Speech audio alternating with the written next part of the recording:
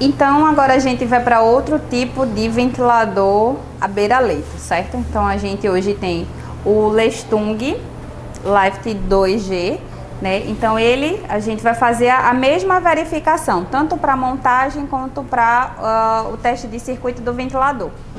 Então aí segue a mesma sincronia de ter dois fluxos, né? Seja um inspiratório e o outro exalatório, com a mesma saída de conexão de gases, né, que fica para trás do ventilador, e uma fonte elétrica, tá? Então, a gente precisa entender que ele precisa do Y acoplado para fazer a junção dos dois ramos.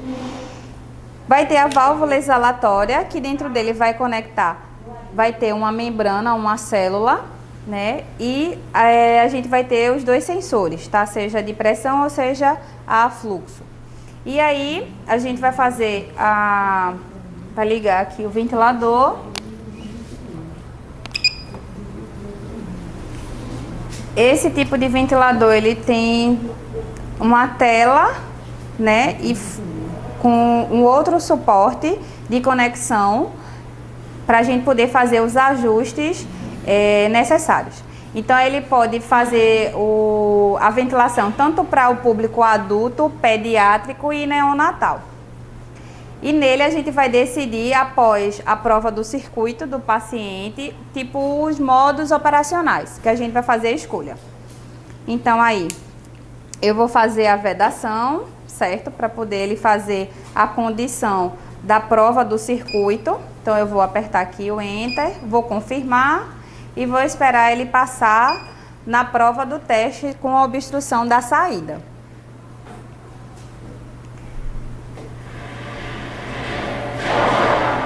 Então, aí ele fez a prova do circuito do teste, ele vai fazer a prova do circuito do fluxo expiratório e do teste de complacência.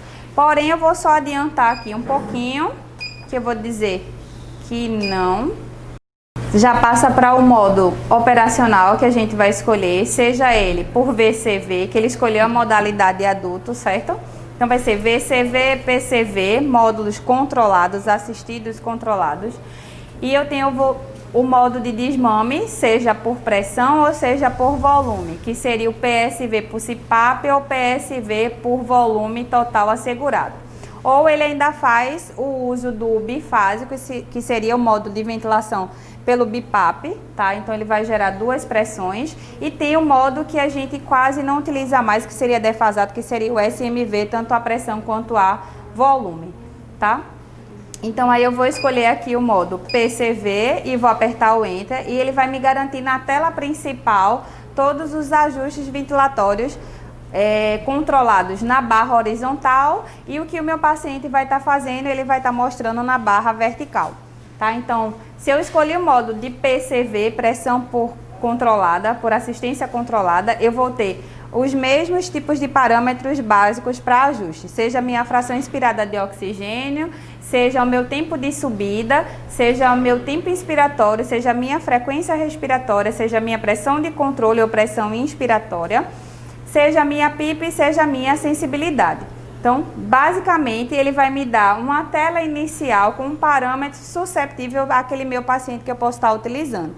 Então, basicamente, todos esses valores de ajustes vai ser de acordo com o grau de comprometimento que esse meu paciente vai ter e com o profissional que vai manuseá-lo. E aí, a gente vai ter alguns outros tipos de alarme, né? Então, sempre ele vai gerar um alarme máximo e mínimo para cada parâmetro, né? Então, sempre a gente tenta ventilar de uma forma protetora. Quando for para a gente iniciar os nossos parâmetros, aí a gente faz a pressão da inspiração manual. Vou apertar aqui o meu valor. E aí depois eu vou fazendo por cada um, seja nos botões aqui de mudança. Eu sempre confirmo, seleciono e faço o ajuste desejado, tá? Então eu vou manter aqui pelo menos um parâmetro básico, limite. E aqui eu vou deixar a minha PIP em 8, tá? E vou deixar a minha sensibilidade em 2. Então aí ele garante pra gente aqui dois tipos de curvas, seja por pressão ou seja por fluxo.